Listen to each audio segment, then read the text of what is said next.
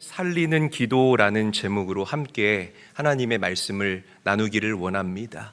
여러분, 가데스 바네아 사건 아마 잘 아실 거예요. 이제 가나안 땅을 목전에 두고 이스라엘을 리드했던 지도자 모세가 이스라엘의 12지파에서 각 지파를 대표하는 한 사람씩을 뽑습니다. 그렇게 12정탐꾼을 만들어서 가나안 땅으로 그 12정탐꾼을 내보내죠. 40일 동안 가나안을 낱낱이 정탐하고 돌아왔던 이 12명의 정탐꾼들은 10대 2로 부정적인 보고와 긍정적인 보고를 하게 됩니다. 다수가 부정적인 보고를 하고 하나님의 사람 여호수아와 갈렙만이 그래도 들어갈 수 있습니다. 하나님께서 우리와 함께 하셨던 그 놀라운 기적과 은혜를 우리가 기억한다면 우리는 반드시 들어갈 수 있습니다라는 이제 그런 긍정적인 보고를 합니다. 그런데 다수의 보고이다 보니까요, 이 이스라엘 모든 공동체의 마음이 부정적인 그들의 보고에 반응을 하게 된다라는 겁니다. 그래서 이스라엘 모든 공동체가 하나님을 원망하고 불평하고 여기까지 우리를 끌고 와서 죽일 생각이냐라면서 정말 씻을 수 없는 말들을 입으로 저지르고요. 차라리 애굽으로 다시 돌아가자라면서 다수의 백성들을 선동한다라는 거죠. 하나님께서는 이런 정말 원망과 불평으로 점철된 이 이스라엘 공동체의 모습을 더 이상은 두고 볼 수 없으셨습니다. 그래서 그들을 모두 죽이시기로 결정하십니다. 그리고 그들을 다 죽이시고 하나님의 말씀을 잘 듣는 새로운 민족들을 일으키기를 원하셨다는 거예요. 말씀 함께 한번 읽어볼게요. 민수기 14장 11절에서부터 12절까지의 말씀입니다. 함께 읽습니다. 시작. 여호와께서 모세에게 이르시되 이 백성이 어느 때까지 나를 멸시하겠느냐? 내가 그들 중에 많은 이적을 행하였으나 어느 때까지 나를 믿지 않겠느냐? 내가 전염병으로 그들을 쳐서 멸하고 내게 그들보다 크고 강한 나라를 이루게 하리라. 큰일 났잖아요. 그러자 이스라엘의 지도자 모세가요, 하나님 앞에 엎드려서 기도합니다. 그런데 그냥 기도하는 것이 아니라 살리는 기도를 들고 하나님 앞에 기도합니다. 한번 저를 따라 할까요? 살리는 기도. 더 크게 한번 따라합니다. 살리는 기도. 자, 오늘 모세가 했던 살리는 기도가 무엇인지 오늘 말씀을 통해서 여러분들이 깊이 있게 가슴에 새기시기를 바라고요. 여러분들의 기도가 내 삶의 영역의 모든 죽어있는 영역들을 살리는 기도가 되시기를 주님의 이름으로 간절히 축원합니다. 자, 먼저 모세는 기도할 때 그냥 기도하지 않습니다. 하나님께서 우리에게 행하셨던 그 은혜의 증거들을 다시 기억하고 다시 회상하면서 하나님께 기도하고 있습니다. 다시 강조합니다. 내게 베푸신 그 은혜와 증거들을 다시 기억하고 다시 회상하면서 그렇게 하나님께 기도하고 있다는 겁니다. 여러분, 기도하실 때에 하나님께서 나에게 베푸셨던 그 은혜를 기억하며 기도하시는 성도들이 되시기를 간절히 바라고 소망합니다. 말씀 읽어볼게요. 13절 14절입니다. 함께 읽겠습니다. 시작. 모세가 여호와께 여짜오되 애굽인 중에서 주의 능력으로 이 백성을 인도하여 내셨거늘 그리하시면 그들이 듣고 이 땅 거주민에게 전하리이다. 주 여호와께서 이 백성 중에 계심을 그들도 들었으니 곧 주 여호와께서 대면하여 보이시며 주의 구름이 그들 위에 섰으며 주께서 낮에는 구름 기둥 가운데에서 밤에는 불 기둥 가운데에서 그들 앞에 행하시는 것이니이다. 그러니까 모세가 지난날 하나님께서 이스라엘 공동체에게 베푸셨던 은혜를 끄집어내면서 그것을 기억하면서 하나님께 지금 기도하고 있다는 겁니다. 하나님은 우리 민족에게 이런 하나님이셨습니다. 이런 분이셨습니다. 라고 기도하고 있다는 거예요. 그러니까 과거의 기억을, 은혜를 우리가 기억하면서 하나님께 기도한다는 것은 먼저는 그 은혜를 베푸신 하나님께 감사와 영광을 올려드리는 것입니다. 그리고 두 번째로는 하나님께도 상기시켜 드리는 거예요. 하나님이 이렇게 하셨잖아요. 하나님께 상기시켜 드리면서 하나님께 부담을 드리는 기도라는 거죠. 이 얼마나 지혜로운 기도인지 모르겠습니다. 그러니까 이런 거죠. 지금 하나님께서 이스라엘 공동체 죽이시겠다고 하신 것 아닙니까? 그럼 모세가 이렇게 기도하는 거예요. 하나님 이스라엘 공동체 사랑하시잖아요. 하나님께서 우리 이스라엘 공동체를 출애굽시키신 것, 우리 공동체만 아는 것이 아니라 열방이 보고 들었습니다. 모두가 다 압니다. 그런데 이제 와서 우리 백성들을 죽이시겠다니요. 하나님 마음을 한 번만 돌이켜 주세요. 하나님이 광야 여정을 할 때에 낮에는 구름 기둥으로 밤에는 불 기둥으로 날마다 우리와 함께 하지 않으셨습니까? 하나님 그 마음을 돌이켜 주세요. 지금까지 베풀어 주신 그 은혜 앞으로도 하나님 우리에게 베풀어 주세요. 하나님께 부담을 팍팍 드리고 있는 이 모세의 모습이 아닐 수가 없습니다. 여러분, 급한 기도 제목 있죠? 아마 우리 여기 성도님들 중에 급한 기도 제목 있으신 분들 정말 많을 것이라고 저는 생각을 합니다. 그런데 급한 기도 제목이 내 인생 가운데에 딱 하고 주어졌을 때에 하나님 앞에 달려 나와서 본론부터 꺼내지 마시라는 거예요. 무슨 말인지 아시겠습니까? 그러니까 기도할 때 내가 너무 급하니까, 너무 급해서 애간장이 다니까 기도할 때 용건만 간단히 식으로 기도하시면 절대로 안 된다는 것입니다. 여러분 잘 들으십시오. 우리가 기도하는 기도의 목적은 기도 응답이 아닙니다. 하나님과의 교제이고 하나님과의 소통이라는 사실을 믿으시기를 바랍니다. 그래서 하나님께서는 여러분들을 만나고 싶으셔서, 때로는 여러분들과 소통하고 싶으셔서, 여러분들과 사귐을 갖고 싶으셔서 없던 기도 제목도 우리에게 만들어 주시면서 우리 성도님들을 기도의 자리로 끌어당기시고 예배의 자리로 끌어당기시고 하나님 앞으로 당기실 때가 있다라는 거죠. 이 하나님의 마음을 우리가 헤아리고 분별할 수 있어야 된다는 겁니다. 우리가 그렇게 급한 기도 제목을 가지고 주님 앞에 서서 과거에 하나님께서 나에게 주신 그 은혜를 기억하며 기도하잖아요. 우리의 마음이 정렬됩니다. 야, 내가 이렇게 오랜만에 하나님 앞에 언제 내가 기도했더라? 야, 정말 오랜만이구나. 하나님, 정말 죄송해요. 제가 그동안 세상 바빠서 돈 버느라, 또 자식 키우느라, 연애하느라 제가 기도하지 못했네요.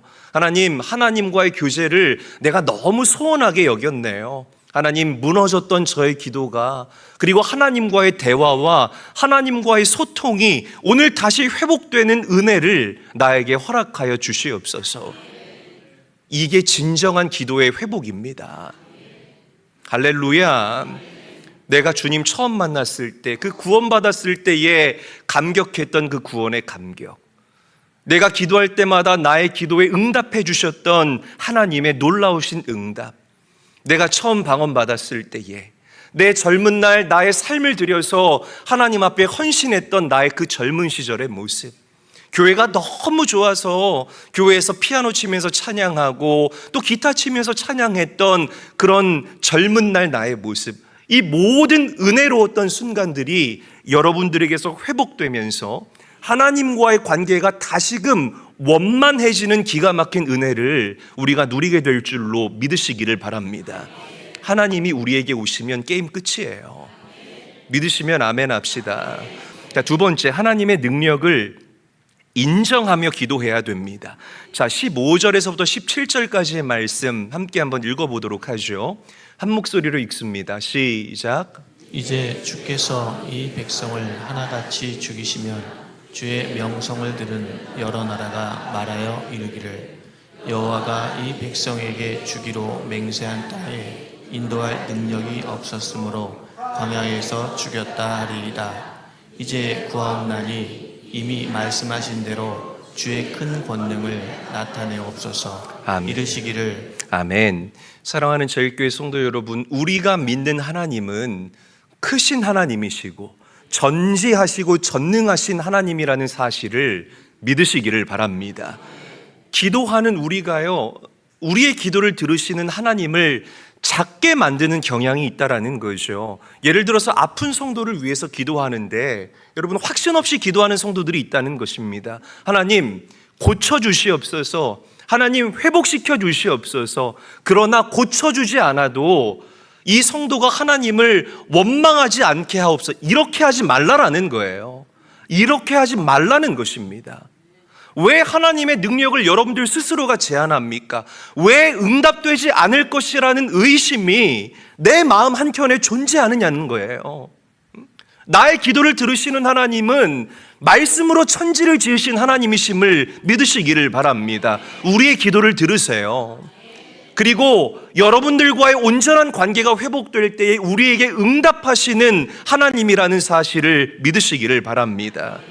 그리 아니하실지라도라는 이 고백은요, 기도할 때 하는 게 아니에요. 여러분, 혹시나 내 뜻대로 이루어지지 않았을 때에 내가 삶으로 보여야 하는 우리의 행동의 영역이라는 것입니다. 믿으시기를 바랍니다. 철저하게 능력 의지하면서 기도하시기를 바라요.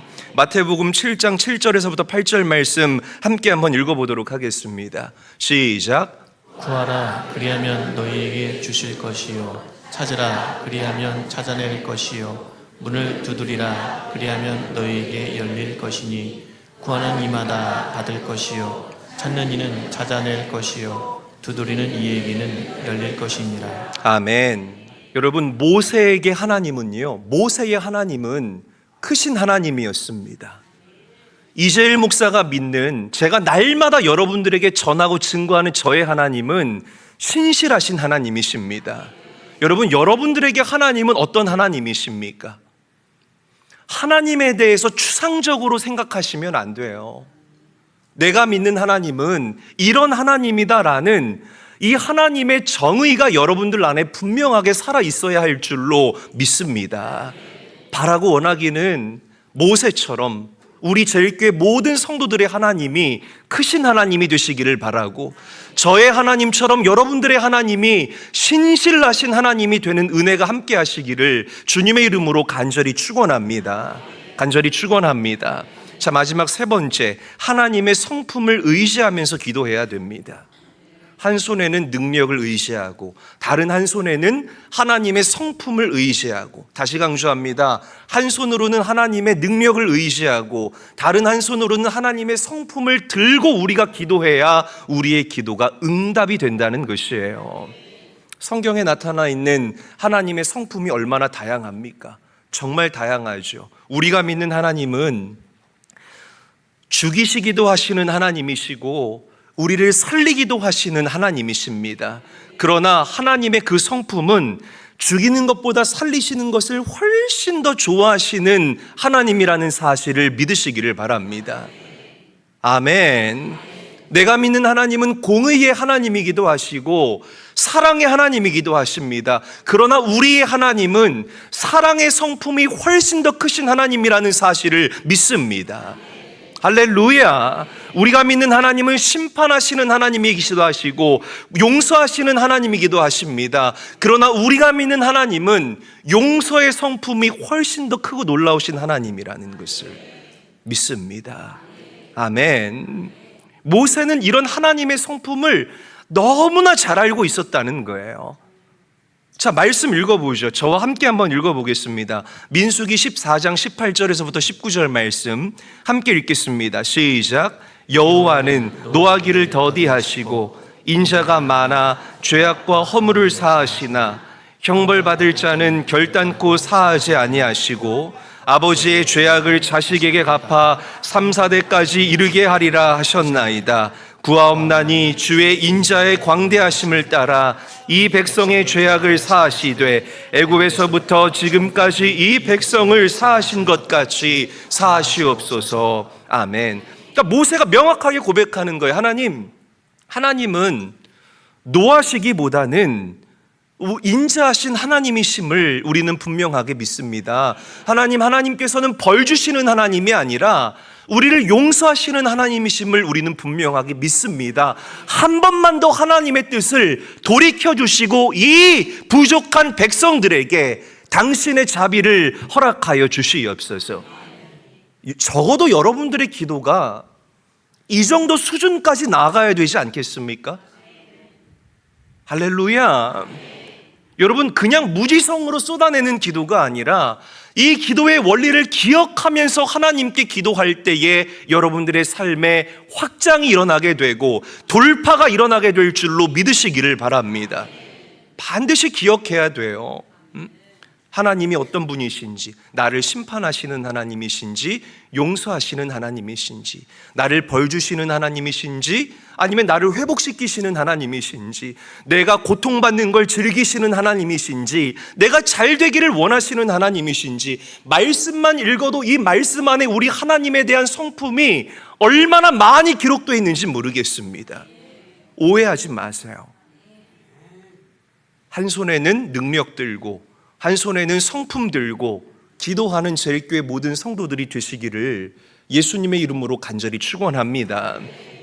자, 두 손 다 가슴에 얹으세요. 화면을 보고 우리 문제를 꾸짖도록 하겠습니다. 우리가 4번에 걸쳐서 선포할 텐데 큰 소리로 선포하듯이 우리가 문제를 꾸짖도록 하겠습니다. 가슴에 손을 얹고 화면을 보고 선포합니다. 시작. 문제야, 네가 아무리 나를 덮쳐도 하나님은 너보다 더 크시다. 문제야, 내가 아무리 나를 하나님과 멀어지게 하려고 해도 하나님은 나를 포기하지 않으신다. 문제야, 내가 나를 하나님을 원망하게 만들어도 나는 하나님을 원망하지 않는다. 문제야, 내가 아무리 나를 넘어지게 해도 하나님은 나를 일으켜 주신다. 할렐루야. 문제와 싸우시라는 거예요. 하나님과 싸우지 마시. 기도는 하나님의 성품을 의지하고 하나님의 능력을 의지하면서 내가 문제와 싸우는 것이 기도의 본질임을 믿으시기를 바랍니다. 다윗과 골리앗 얘기만 봐도 답이 나오잖아요. 골리앗이 문제 아닙니까?